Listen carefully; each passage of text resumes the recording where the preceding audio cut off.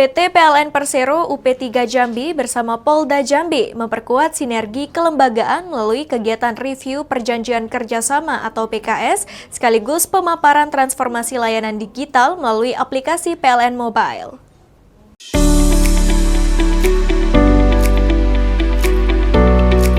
Pertemuan ini menjadi langkah strategis dalam memperkuat pengawasan aset kelistrikan serta memastikan pelayanan kepada masyarakat berjalan transparan, akuntabel, dan adaptif terhadap perkembangan teknologi. Dari pihak Polda Jambi, hadir AKBP MM Sitepu yang menegaskan pentingnya kolaborasi lintas institusi dalam menjaga kepentingan negara.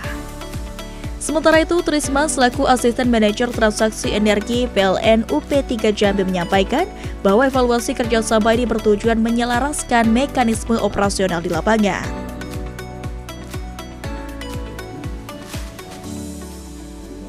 Selain penguatan pengawasan, PLN juga memaparkan pengembangan New PLN Mobile sebagai bagian dari transformasi layanan berbasis digital. Pemaparan disampaikan oleh Asisten Manajer Niaga dan Pemasaran, Dai Robi.